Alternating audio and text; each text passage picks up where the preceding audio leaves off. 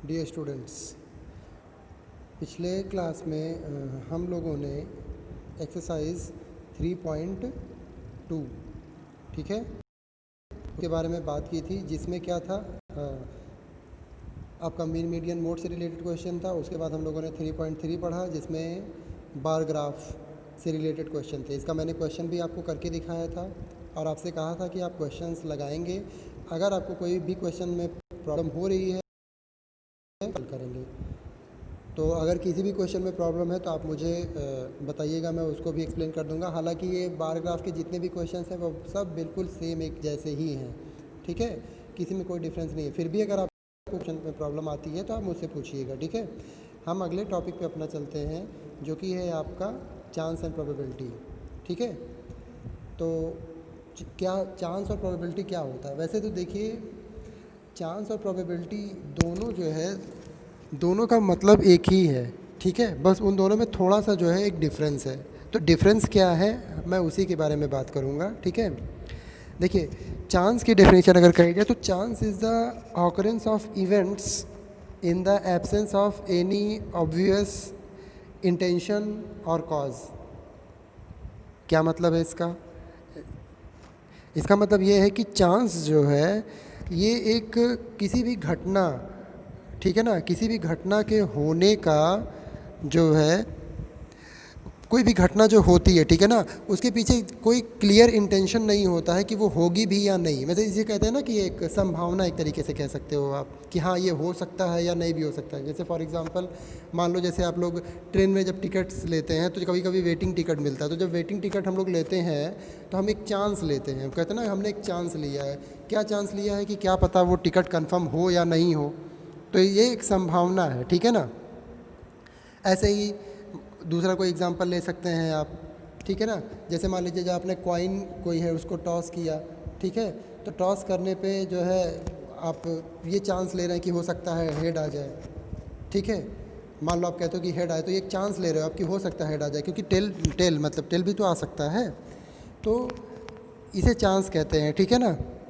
तो वही मैंने डेफिनेशन बताई कि chance is the occurrence of events. Events माने घटना, वही घटना जैसे मान लो सिक्के को उछाला जा रहा है तो उसे इवेंट बोलते हैं, एक घटना बोलते हैं, ठीक है ना। तो it is the occurrence of event in any absence, in the absence of any obvious intention. मतलब कि कंफर्म इंटेंशन नहीं होती है, मतलब जो है आपको कंफर्म नहीं होता है कि हाँ यही आएगा। जैसे अभी एग्जांपल ये मैंने कि हेड का, आप बोल रहे हो कि हेड आएगा, तो आप कंफर्म नहीं कह सकती हेड ही आएगा, हो सकता है टेल भी आ जाए, ठीक है। तो वो चांस होता है। और तो प्रोबेबिलिटी क्या होती है, देखिए इसी से बस थोड़ा सा आगे एक स्टेप, कि when chance is defined in the mathematics it is called probability. मतलब कि जब चांस, जैसे आपने बोल दिया कि टिकट ले लिया है, वो कंफर्म होगा या नहीं, तो ये तो चांस हुआ। लेकिन अगर इसी को हम मैथमेटिक्स में रिप्रेजेंट करने लग जाए, ठीक है ना, मैथ्स के रूप में पढ़ने लगे, मैथ्स के रूप में दिखाने लगे, तो उसी को हम बोलते हैं प्रोबेबिलिटी। जैसे मान लीजिए अभी मैंने कॉइन वाला एग्जांपल लिया था कि कॉइन आप टॉस करते हो और आप कहते हो कि हेड आएगा, तो कितनी प्रोबेबिलिटी, अब हम यहाँ वर्ड यूज़ करेंगे प्रोबेबिलिटी, ठीक है ना, कि क्या प्रोबेबिलिटी है कि हेड आएगा। तो आप ये कह सकते हो 50% चांसेस है ना हेड आने के, क्योंकि दो ही चीज़ें हो सकती है, या तो हेड आएगा या तो टेल आएगा। तो 50% चांस है कि हेड आ जाएगा, 50% चांस है कि टेल आएगा। तो जब मैथ्स में अब हम बोलने लगे कि इसका जो है प्रोबेबिलिटी, हम ये कहेंगे कि 1/2 है। 1/2 मतलब आधा, ठीक है ना। हेड आने की प्रोबेबिलिटी 1/2 है। हाँ, हाफ चांसेस हैं कि क्या आ जाएगा हेड, और हाफ ही चांसेस हैं कि आपका क्या आ जाएगा, टेल आ जाएगा। तो जब हम इसको मैथ्स के रूप में रिप्रेजेंट करेंगे तो हम उसको प्रोबेबिलिटी बोलेंगे। वही जो चांस आप बोल रहे थे, अब उसको क्या बोलोगे, प्रोबेबिलिटी बोलोगे। तो देखिए, चांस का तो कोई वो आपका वो मैथ, क्योंकि हम उसे मैथमेटिकली रूप में रिप्रेजेंट नहीं करते हैं, तो चांस को तो बस एक तरीके से आप कह सकते हो कि हाँ एक संभावना है, ठीक है ना। लेकिन जो प्रोबेबिलिटी है उसको हम मैथ्स के रूप में रिप्रेजेंट करते हैं, ठीक है। और वो होता क्या है, वो मैथ्स में इसका जो फार्मूला है प्रोबेबिलिटी का, वो क्या होता है, चलिए वो मैं आपको बताता हूँ। जो प्रोबेबिलिटी का फार्मूला होता है, वो प्रोबेबिलिटी को देखिए हम स्मॉल पी से रिप्रेजेंट करते हैं, पी से रिप्रेजेंट करते हैं, कैपिटल पी से, और ऐसे ब्रैकेट में लगा करके इवेंट लिखते हैं, ई, ठीक है ना। ये ई क्या है, वही इवेंट है। जैसे मान लीजिए कॉइन को टॉस कर रहा हुआ, ठीक है ना, तो कॉइन को टॉस करने का एक इवेंट हो गया।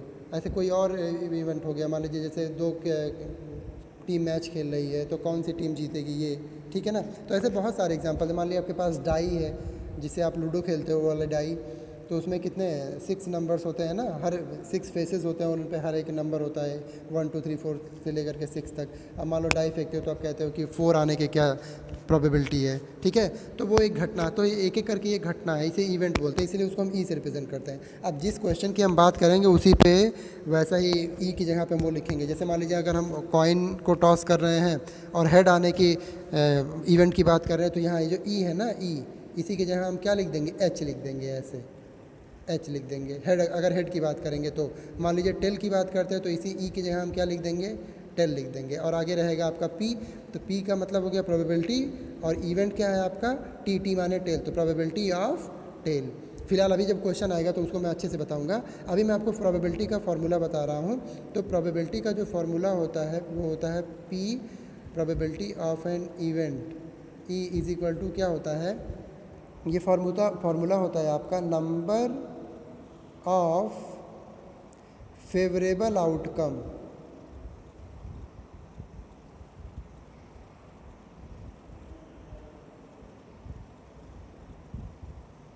Number of favourable outcome upon total number of outcome.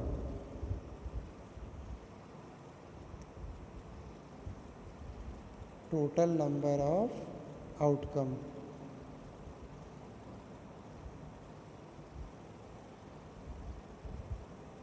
Outcomes, ठीक है, ऐसे लगा दीजिए क्योंकि प्लूरल होता है ये, टोटल नंबर ऑफ आउटकम्स। तो ये है फॉर्मूला आपका किसका, प्रोबेबिलिटी का, कि probability of an event P is equal to होता है number of favourable outcomes upon, ये अपॉन हो गया आपका, और ये हो गया टोटल नंबर ऑफ आउटकम्स, ठीक है ना। ये फार्मूला आप लोग याद रखिएगा क्योंकि अभी इसका आगे हमें इस्तेमाल करना होगा जब हम एक्सरसाइज के क्वेश्चन लगाएंगे तब, ठीक है। और मैं फिर उसमें अच्छे से और आपको एक्सप्लेन करूँगा, उस क्वेश्चन को लेकर के एक्सप्लेन करूँगा तो और ज़्यादा अच्छे से आपको समझ में आएगा, ठीक है। चलिए, तो बस फिलहाल यही बताना, क्योंकि इसमें एक ही टॉपिक ही है तो हम डायरेक्ट एक्सरसाइज पे ही चलते हैं, ठीक है ना। ये देखिए आपका अगला एक्सरसाइज जो है वो आया 3.4, ठीक है। तो चलिए इसकी बात करते हैं एक्सरसाइज की। इसमें पहला क्वेश्चन देखिए, पहला क्वेश्चन दिया हुआ है कि tell whether the following is certain to happen, impossible और can happen but not certain. ये देखिए यहाँ वो चांसेस वाली बात हो रही है, ठीक है ना, कि इसमें बताना है कि नीचे कुछ जो मतलब इवेंट्स दिए हुए हैं आपके, ये बताना है कि ये क्या है, क्या है का मतलब, जैसे इसमें जो है सर्टेन टू हैपन, ये सर्टेन टू हैपन का मतलब होगा कि निश्चित है कि ये होगा, ठीक है। ये आपका क्राइटेरिया दिया हुआ है कि निश्चित ही ये होगा, या फिर इम्पॉसिबल, बिल्कुल भी नहीं हो सकता, या फिर can happen but not certain, मतलब हो सकता है लेकिन कंफर्म नहीं है। जैसे अब एक क्वेश्चन लीजिए और ज़्यादा अच्छे से भी क्लियर हो जाएगा। जैसे मान लीजिए पहला क्वेश्चन लेते हैं, पहले का फर्स्ट पार्ट, इसमें लिखा है you are older today than yesterday. क्या हुआ इसका मतलब, इसका मतलब ये हुआ कि यू आर ओल्डर, आप जो है ओल्डर, वैसे ओल्डर माने तो बूढ़ा होता है, बट फिलहाल यहाँ पे लिया जाएगा कि आपकी एज बढ़ गई है। कितनी बढ़ गई है, आज जो है आपकी एज वो कल से बढ़ गई है। यस्टरडे मतलब बीता हुआ कल, ठीक है। ये जो यस्टरडे इसका मतलब बीता हुआ कल, टुमारो मैंने आने वाला कल, तो हम यस्टरडे की बात कर रहे हैं। तो मतलब कल जो एज आपकी थी उससे आपकी एज आज जो है वो बढ़ गई है। तो जाहिर सी बात है, मान लीजिए आप अगर कल कितने 13 ईयर और 6 मंथ और 2 डेज़ के थे, कल की अगर बात की जाए, जो कल बीत गया है, ठीक है। तो अगर आप कल 13 ईयर 6 मंथ 2 डेज़ के थे, तो आज आपका एज क्या हो जाएगा, आज आपकी एज 13 ईयर 6 मंथ और 3 डेज़ हो गई। तो एक दिन बढ़ गया कि नहीं बढ़ गया, ठीक है ना। तो एक दिन बढ़ गया, इसका मतलब क्या कि ये कौन से क्राइटेरिया में आएगा, सर्टेन टू हैपन, निश्चित है कि ये है, इम्पॉसिबल, पॉसिबल ही नहीं है, या फिर हो सकता है। तो आप बताइए, बिल्कुल ये क्या है, पहला वाला क्राइटेरिया होगा क्या, सर्टेन टू हैपन, बिल्कुल भी ये होगा। क्यों, क्योंकि आपको पता है कि कल जो आपकी एज थी उससे आज आपकी एज जो है वो ज़्यादा हो गई है, तो ये पहले क्राइटेरिया में आ जाएगा। तो आपको करना क्या है, आप जब क्वेश्चन को सॉल्व करेंगे तो ऐसे नंबरिंग कर दीजिएगा पहला, और ऐसे नंबर 1 डाल करके यहाँ पे पहले जो क्वेश्चन है वो लिख दीजिएगा, और इसको फिर डैश लगा करके लिख दीजिएगा सर्टेन टू हैपन। ऐसे क्वेश्चन लिखने के बाद में लिख दीजिएगा सर्टेन टू हैपन,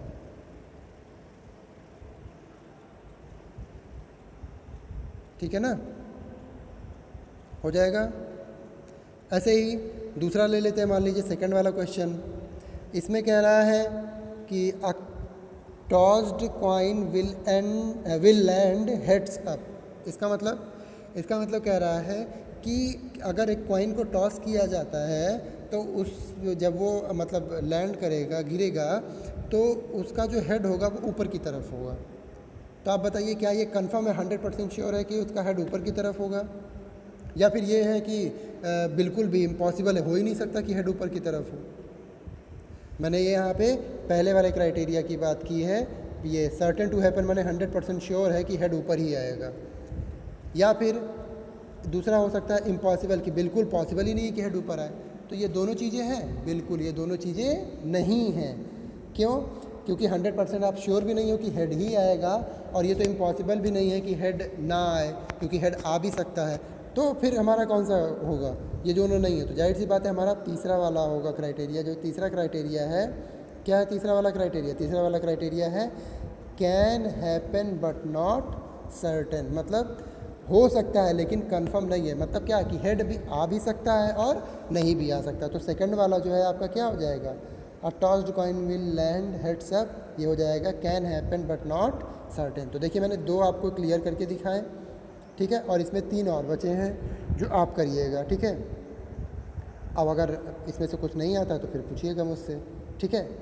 हम चलते हैं नेक्स्ट क्वेश्चन, जो कि आपका क्वेश्चन नंबर 2।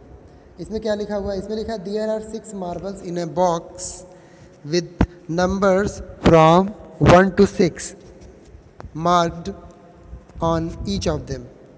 मतलब क्या आपको कहा जा रहा है कि आपके पास जो है 6 मार्बल्स हैं। जैसे मान लीजिए ये पहला मार्बल हो गया, ये दूसरा, ये तीसरा, ये चौथा, ये पांचवा और ये छठा। ये 6 मार्बल हो गए आपके पास, ठीक है। और इनसे कहा जा रहा है कि 1 से लेकर के 6 तक के नंबर इसमें लिखे हुए हैं। जैसे मान लीजिए इसमें लिखा है पहले 1, यहाँ लिखा है 2, यहाँ 3, यहाँ 4, इसमें 5 लिखा है और इसमें 6। तो ये लिखिए, ये 6 मार्बल होगा, उन पर नंबर लिखा हुआ है। अब आगे क्वेश्चन में क्या कह रहा है? क्वेश्चन में पहले वाला पार्ट देखिए, कह रहा है कि what is the probability of drawing a marble with number 2। मतलब क्या आपसे कह रहा है कि क्या प्रोबेबिलिटी होगी कि कोई जो मार्बल आप मान लो निकालो। जैसे वो उस बॉक्स में ये मार्बल्स रखे हुए, मान लो एक बड़ा सा बॉक्स है, उसमें ये 6 मार्बल्स आपके ये जो रखे हैं ना, ये रखे हुए हैं उसमें बॉक्स में।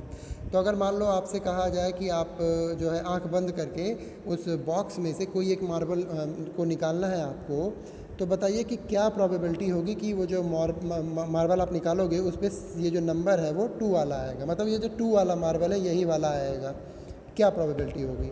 तो जैसे मैंने आपको बताया था इससे पहले, जब मैं प्रोबेबिलिटी के बारे में बता रहा था आपको, तो फार्मूला मैंने बताया था और कहा था कि क्वेश्चन आएगा तो एक्सप्लेन करूंगा। तो देखिए क्वेश्चन भी आ गया। अब इसी में एक्सप्लेन कर देते हैं फार्मूला भी, और हमारा क्वेश्चन भी सॉल्व हो जाएगा।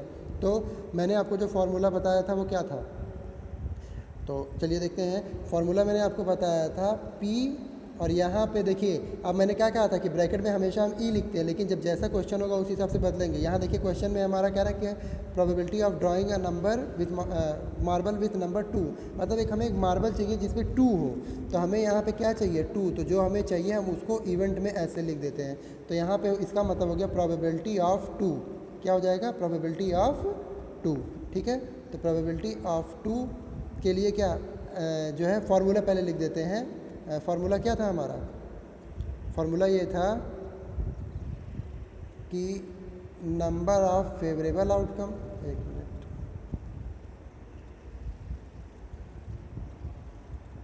नंबर ऑफ फेवरेबल, मैं शॉर्ट में लिख देता हूँ फेवरेबल आउटकम, क्योंकラमैं फार्मूला आपको बता चुका हूँ टोटल, और ये upon total number of outcome, total number of outcome, ठीक है ना। शॉर्ट में लिखा है क्योंकि फार्मूला ऑलरेडी मैं आपको बता चुका हूँ। तो number of favourable outcome upon total number of outcome. अब चलिए इसमें देखते हैं कैसे लिखेंगे। Number of favourable outcome, favourable outcome माने क्या? आपको क्या चाहिए? हमें चाहिए क्या? 2। और 2 जो आपके 6 मार्बल्स रखे हुए थे उसमें 2 जो है कितनी बार था? तो जाहिर सी बात है 2 एक ही बार रहेगा, ठीक है। तो यहाँ पे आपका जो है फेवरेबल आउटकम मतलब कि कितनी बार 2 आ सकता है, तो वो एक ही बार आ सकता है क्योंकि एक ही बार 2 इसमें रखा हुआ है। और upon total number of outcome का मतलब कि क्या क्या आ सकता है। तो जाहिर सी बात है, आप मान लो निकाल रहे हो तो हो सकता है 1 आ जाए, या हो सकता है 3 आ जाए, या 5 या 6 या 4 या फिर 2 भी आ सकता है। तो कहने का मतलब है कि अगर बात करें क्या क्या आ सकता है, तो वो तो 1 से लेकर के 6 तक के सारे नंबर आ सकते हैं। तो टोटल कितने हो जाएंगे? वो टोटल हो जाएंगे 6। तो यहाँ लिखेंगे हम 6। तो देखिए टोटल जो है वो 6 आउटकम्स आ सकते थे आपके, ठीक है ना। 1 2 3 4 5 6 इनमें से कोई भी नंबर आ सकता था, लेकिन फेवरेबल का मतलब जो सिर्फ हमें चाहिए, और हमें चाहिए था 2, और 2 कितनी बार था? एक ही बार था। तो इसलिए हमारा जो आंसर हो जाएगा वो हो जाएगा 1/6, यही हो जाएगा हमारा आंसर, ठीक है। अभी मान लो यहीं पे हमसे कहता कि 2 की बजाय 3 चाहिए, क्या चाहिए? 3। तो हमें कुछ नहीं करना रहता, बस मैं जानते हो यहाँ पे क्या करता है, 2 की बजाय बस 3 लिख देता है ऐसे बस, और बाकी सब कुछ सेम ऐसे रहता। क्यों? क्योंकि 3 भी कितनी बार है? वो भी तो एक ही बार है, तो उसका भी आंसर यही 1/6 ही आता, कोई डिफरेंस नहीं होता इसमें। तो मुझे लगता है कि अब आपके अच्छे से समझ में आ गया होगा, ठीक है। अब देखिए सेकंड वाला क्वेश्चन, वही देखिए लिखा हुआ, what is the probability of drawing a marble with number 5, ठीक है ना। यहाँ आपको क्या चाहिए? 5 चाहिए, ठीक है। तो जब 5 चाहिए तो आपका आंसर फिर से क्या हो जाएगा? वही हो जाएगा, क्या? 1/6 ही होगा, मैंने आपको अभी बताया था, ठीक है। समझ में आया कि नहीं? तो चलिए ये हो गया आपका। अब क्वेश्चन नंबर 3 है, ये मैं सिर्फ आपको बता दे रहा हूँ और आप इसको लगाइएगा, और नहीं आता है तो फिर मुझसे जो है वो पूछिएगा, मैं एक्सप्लेन कर देता हूँ। क्वेश्चन नंबर 3 है कि a coin is flipped to decide which team start the game, तो what is the probability that your team will start the game. ये बिल्कुल उसके एग्जांपल के जैसे जो मैंने आपको कॉइन टॉस किया था और हेड और टेल वाला बताया था, बिल्कुल सेम वैसे ही है। बस फ़र्क कितना है, वहाँ पे हेड और टेल में बोल रहा था, यहाँ पे आपकी टीम और एक अपोनेंट की टीम, अपोनेंट माने विपक्षी टीम हो जाएगी, ठीक है। तो बिल्कुल वही है, इसीलिए मैं बता नहीं रहा हूँ, ये आप करेंगे। तो क्वेश्चन यही है कि आप अगर कॉइन को आप टॉस करते हैं तो बताइए कि आपकी टीम जो है उसके जो है गेम स्टार्ट करने के क्या प्रोबेबिलिटी होगी, ठीक है। तो चलिए अब ये करिएगा, और अगर कहीं कोई प्रॉब्लम होती है तो मुझसे कंसल्ट कीजिएगा, ठीक है।